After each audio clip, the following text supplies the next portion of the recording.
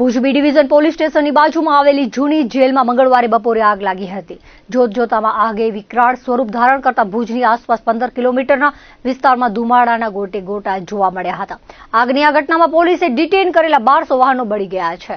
Police દ્વારા detain કરવામાં આવેલા અને શંકાસ્પદ મુદ્દામાલ અથવા ગુના કામે કબજે કરેલા વાહનો જૂની જેલમાં રાખવામાં આવ્યા છે. ઘણા વર્ષોથી એક જગ્યાએ બાઇકોના થપ્પા હોવાથી નીચે ટાયરો દટાઈ જાય તેટલા ઘાસ ઉગી નીકળ્યા છે. પોલીસના મતે હજુ સુધી આગનું કારણ સામે આવ્યું નથી, જેથી એફએસએલની મદદ લેવામાં આવી છે. સૂત્રોના મતે ઘાસ ઉપરાંત ગાડીના ટાયરો, ટાંકીમાં રહેલું પેટ્રોલ અને પોલીસે કબજે કરેલું 2000 લીટર ડીઝલ અને ગેસના બાટલાએ આગને વિકરાળ સ્વરૂપ બનાવી હતી. શોર્ટ સર્કિટના તણખાથી આગ લાગી છે કે પછી અન્ય કોઈ કારણ તેની તપાસ શરૂ કરવામાં આવી છે. ડીવાયએસપી એમ.જે. ક્રિશ્ચિયને જણાવ્યું હતું કે મોટાભાગના ટુ વ્હીલરો સહિત 1200 વાહનો આગમાં બળી ગયા છે. આગ પાછળનું કારણ જાણવા તપાસ શરૂ કરવામાં આવી છે. આ વાહનોની હરાજીની પ્રક્રિયા હાથ ધરવામાં આવી હતી, જોકે હરાજી થાય તે પહેલા બનાવ બની ગયો હતો.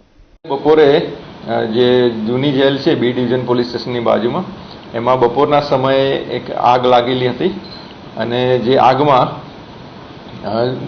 પોલીસ દ્વારા જે ટુ વ્હીલર્સ, થ્રી વ્હીલર્સ, રિક્ષાઓ, ફોર વ્હીલર્સ, જુદા જુદા વાહનો ડિટેન કરવામાં આવ્યો હોય, પછી 41(1D) મુજબ કોઈ શંકાસ્પદ મુદ્દામાલ કબજે કરવામાં આવ્યો હોય અને એવા એલ્યુમિનિયમના વાયરો કે પછી કોપરના કેબલ છે, પછી લોખંડનો સ્ક્રેપ છે, એટલે ઘણો બધો મુદ્દામાલ એ આગમાં ગઈકાલે બળી ગયેલો છે. અને એમાં લગભગ મોટે ભાગે બધા ટુ વ્હીલર્સ હતા. 1200 જેટલા વાહનો એમાં બળીને ખાક થઈ ગયા છે. અને એ બાબતે જે જગ્યા છે બી ડિવિઝન છે, બી ડિવિઝન પોલીસ સ્ટેશનની બાજુમાં છે, પણ એ જ્યુરિસ્ડિક્શન એ ડિવિઝન પોલીસ સ્ટેશનમાં આવે છે, એટલે એના લીધે એ ડિવિઝન પોલીસ સ્ટેશનમાં એક જાણવા જોગની એન્ટ્રી કરીને એક તપાસ હાથ ધરવામાં આવેલી છે.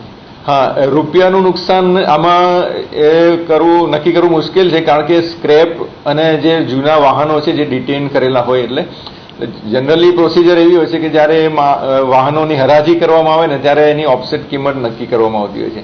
એટલે એ પ્રોસિજર કરવાની હતી, બાકી હતી. 55 જેટલા વાહનોની થઈ ગયેલી હતી. એટલે ટોટલ ઓવરઓલ એ તમામ વાહનોની કિંમત નક્કી કરવી મુશ્કેલ છે, પણ એફએસએલને બોલાવવામાં આવેલી છે. એફએસએલ આવીને પ્રાથમિક અભિપ્રાય આપશે કે એકચ્યુઅલ આગ લાગવાનું કારણ શું હતું.